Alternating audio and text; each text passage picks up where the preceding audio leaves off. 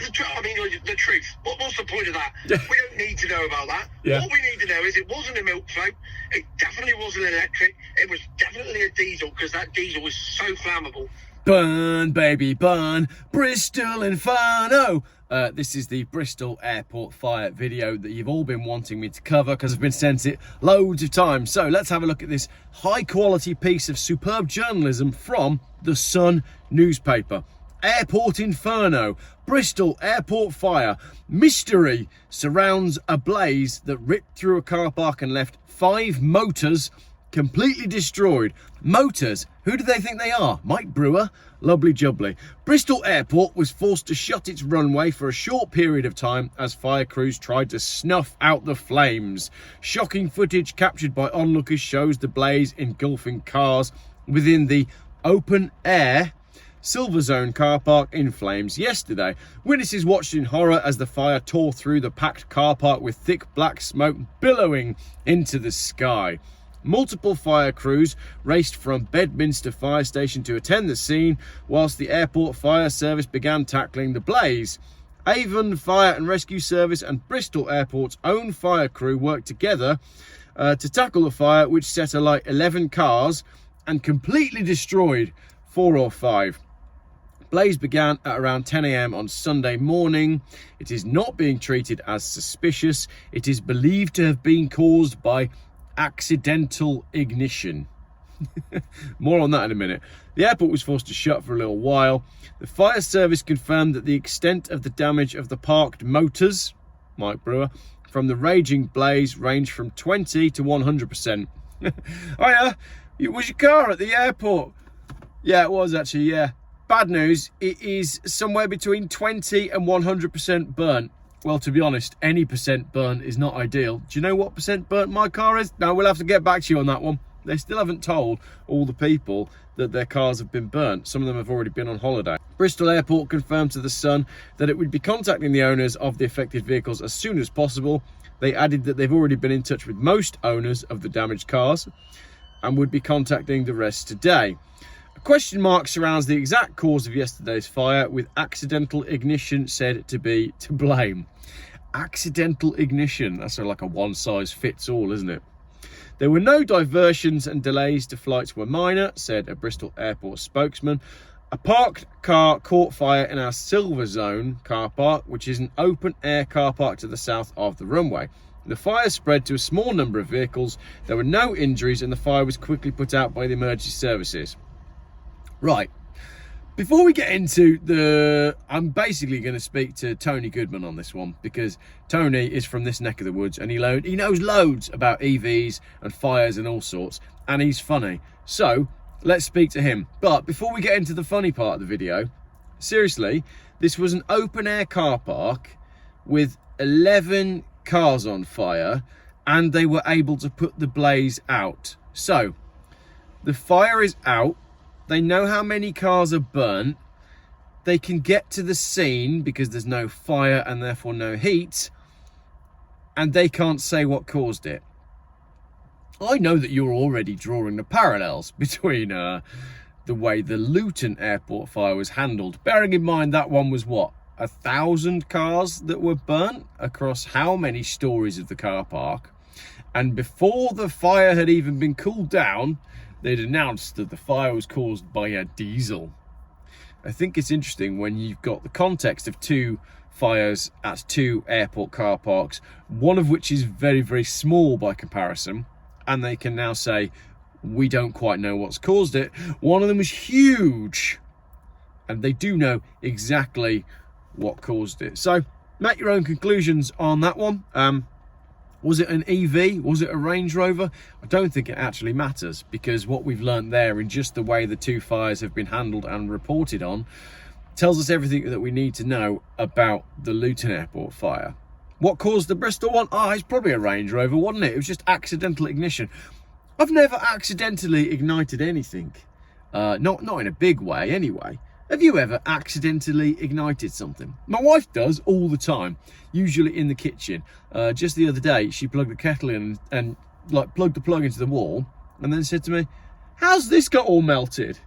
I'm like, what do you mean, how's this got all melted? Like the same way everything in the house gets melted, the same way all the chopping boards end up catching fire because you put them on the gas stove and then you light the gas stove, or you light the wrong burner.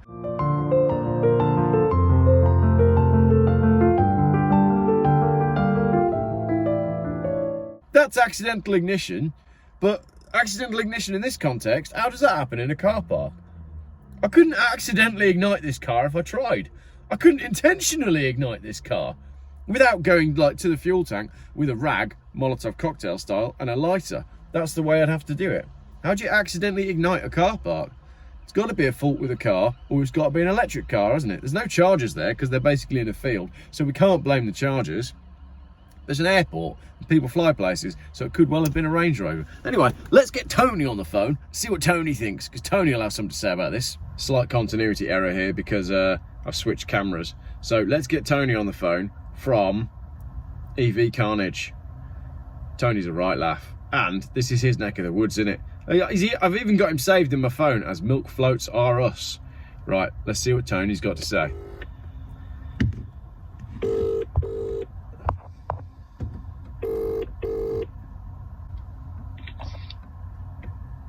Hello, mate. Tony Goodman, Milk Floats Are Us. How you doing? All right, you? I'm not too bad. Where are you at the minute? Fleet Services. How is it on this beautiful day? I'm on the wrong side. Are This you? side of the road. Yeah, northbound Fleet Services is like your poor man's. It's like the Lidl. Right. The other side is like Arrods. They got a Pizza Express over there. That's class. No way, they've got a Pizza Express at a service station. Oh no, mate, they're everywhere now. South Mims have got one. Cobham have got one. And those two have got spoons as well. Let's do a video at some point where we talk about service stations and maybe we can rank them, and we can talk. I've got another call coming in. We could talk to people about exactly what's going on with which service stations are the best. But this Bristol Airport Fire, it's your neck of the woods, isn't it? Well, I suppose technically, I think you're probably closer than me, aren't you? But yeah, I'll take it due to the accent. Yeah. Well, Somerset, Bristol. I mean, you're down in Somerset, aren't you? Isn't it? Isn't it Somerset Fire Service that reacted to this one? I'm in Cornwall, but I'll take Bristol. And it was Somerset. Somerset and Avon, I think they're called. I knew you were Cornwall. I don't know why I thought you were Somerset. Anyway, well, I'll delete that bit out of the video. Yeah, stereotyping all these West Country accents. That's exactly it. That's like the worst form of cultural appropriation I've ever heard. I'm going to delete. I was offended. I'll delete that out of the video. All right. Sorry, Tony. Let me start that. No, don't bloody delete it, whatever you do. Let me start this again. Tony, this fire's nowhere near you, but you've got a lot to say, so I thought I'd phone you. What do you think? What happened? Look, mate, What happened at the Bristol Airport Fire? Every other fire, isn't it? And it's the same as everything else in the world now. It's like a metaphor. Yeah. Because what happened doesn't fit the narrative. Yeah. So it doesn't matter. The truth. What's the point of that? Yeah. We don't need to know about that. Yeah. What we need to know is it wasn't a milk float. It definitely wasn't electric. It was definitely a diesel, because that diesel is so flammable. And all these fires are not caused by milk floats ever. And that's the most important thing. Good. I think there's a real takeaway there for all my viewers. They're not caused by milk floats ever. So I've just read the news today. I've read a fantastic article in the Sun newspaper that basically says that they don't know what caused it. Now, there's two things on that I want to ask you. One, how long do you think it is before they come out and say that it was a diesel that caused it? And two, how is it that they don't know what caused a small 11-vehicle fire in an open-air airport, where by this stage at Luton, in a multi-storey car park that burnt 1,000 vehicles that was still hot by this point, they did already know that it was a diesel? Because they know the answer, but they can't say the answer because it doesn't fit the narrative. So therefore, they need to get all their ducks in a row and make sure that whoever comes out and makes that statement has his ass covered. Yeah, you're right. Yeah, so that's all it is. It's, you've got 9 cars there, and you don't know what caused it. Well, it was one of those 9 cars. Yeah. All right. Where did the fire start? I'm not a fireman, I'm not an expert, but I go for the, one at the end. Yeah. And you work your way in from there, and surely, you work out pretty quickly. There's the source of ignition. Oh no, it was a milk float. Well, Right. you're absolutely right.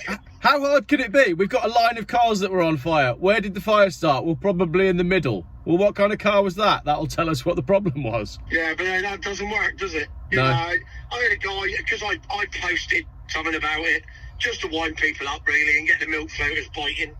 And he instantly came back and went, well, I think you'll find that the fire brigade report for Luton was categorical, and I've checked with the DVLA, well, you haven't. And I've done all this, and I did, so I know it was a diesel. But then, you know, naturally somebody commented, yeah, but if you look at it, it's exactly where the hybrid batteries are. That's clearly a battery fire. It's clearly a diesel hybrid. Yeah. No, it can't be, because the fire brigade said it wasn't. Yeah, well, unfortunately, mate, if you've watched the news for the past few years, you know that people lie. It's Yeah. what they do. Did he, if he's read the report, did he stump up the 170 quid or whatever it was that they wanted to charge people who wanted to see the report? Because someone emailed me saying he'd emailed to ask for the report and then said, yeah, you can have it, but there's going to be a £170 charge. Yeah, you can buy a lot better fiction than that in WH Smith's for free, can't you? You can, yeah. No, for less than 170 quid. Goosebumps. You want a Goosebumps book for about $6.99. Great fun and entertaining. Yeah, and far more believable. Exactly. So go on then, what are you driving today? Long wheelbase high-top transit.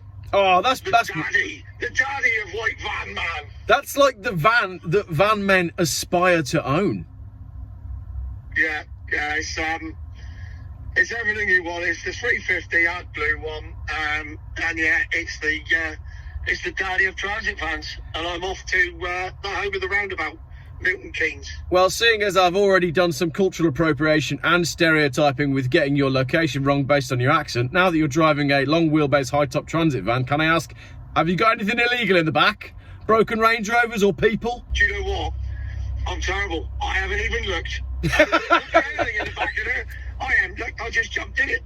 Sorry, officer, I got no idea they were in there.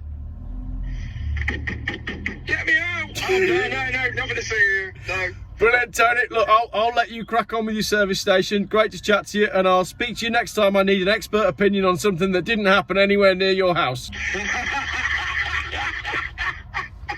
Cheers, mate. See you in a bit. Bye-bye. Love him. Absolutely love Tony. If you don't follow Tony Goodman, then you should do EV Carnage. He makes some funny videos. He does a lot of driving around in EVs all around the country. And he doesn't live anywhere near Bristol. Right, thanks very much for watching.